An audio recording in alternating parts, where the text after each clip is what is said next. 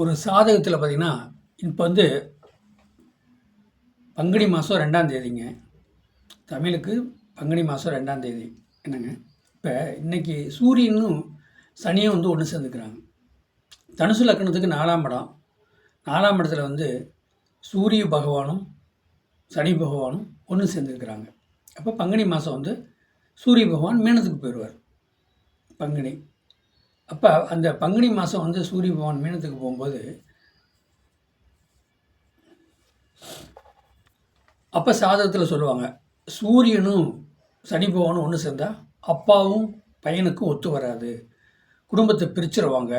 அப்போ பையன் இருந்தால் பையனை கொண்டு ஹாஸ்டலில் கொண்டு விட்டுருங்க, லோக்கலில் அப்பா கூட இருந்து படிக்கிறதுக்கு ஒத்து வராது அப்படிங்கிற ஒரு கான்செப்ட். இப்போ இந்த தேதியில் பிறக்கிற இப்போ சூரியனும் சனி பகவானும் மீனத்தில் ஒன்று சேர்ந்துருக்காங்க. இந்த நேரத்தில் பிறக்கக்கூடிய குழந்தைகள், ஆண் குழந்தை பிறக்குது அப்படின்னா அப்பாவும் மகனுக்கும் சேராது அப்படிங்கிற ஒரு கருத்து சாதகத்திலே விதிவிலக்கு இருக்குது.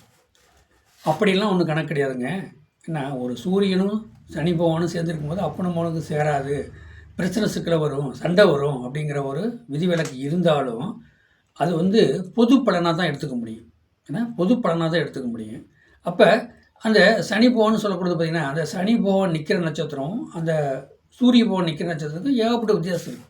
அதுவும் குரு வீடாக இருக்குது. குரு பகையை உண்டு பண்ண மாட்டார். ஆனால் சாஸ்திரத்தில் இருக்குங்க, சூரியனும் சனியும் சேர்ந்தால் அப்படும் மனுக்கு ஆகாது, பிரிஞ்சு இருக்கணும், பிரிஞ்சு வாழணும், இல்லைன்னா அடிதடி சண்டை கட்டிக்கிட்டு சொத்து சம்மந்தப்படுற போலீஸ் ஸ்டேஷன் வம்பு வழக்கு பிரச்சனைகள் இருப்பாங்க, அப்படும் பார்க்கணும்.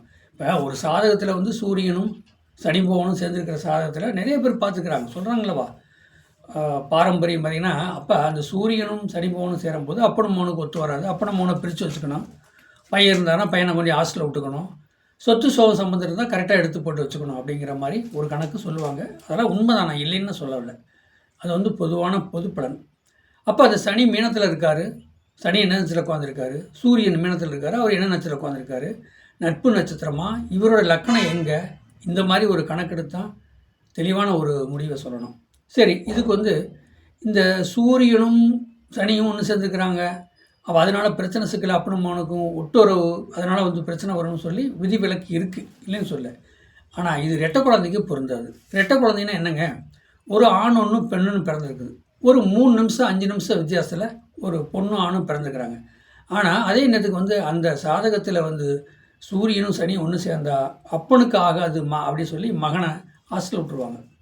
ஆனால் அதே நேரத்துக்கு அந்த பொண்ணாக பிறந்த பொன் குழந்தை அப்பா மேலே அவ்வளோ பாசம் வச்சுருக்கும், உயிரே வச்சுருக்கும். அப்பா தான் எனக்கு உலகமே, அப்பா தான், அவர் தான் எனக்கு சைக்கிள் கற்றுக் கொடுத்தார், டூலர் கற்றுக் கொடுத்தார், படிக்க கற்றுக் கொடுத்தார், படிப்பு எல்லாமே சொன்னார். இன்றைக்கி கல்யாணம் எனக்கு பண்ணி கொடுக்குற அளவுக்கு அப்பா தான் எனக்கு உறுதுணை, அம்மாவோட அப்பா தான் எனக்கு. அப்போ எப்படி சூரியனும் சனியும் ஒன்று சேர்ந்தா எப்படி ஒரு பெண் குழந்தை எவ்வளோ ஒரு பாசம் பற்றா அவங்க அப்பாவை ஆதரித்து கொண்டு போகுது பார்த்துங்களே. இது தாங்க சாதகம். நீங்கள் சாதகங்கிறது பார்த்திங்கன்னா அது சாதாரணப்பட்டதில்லை.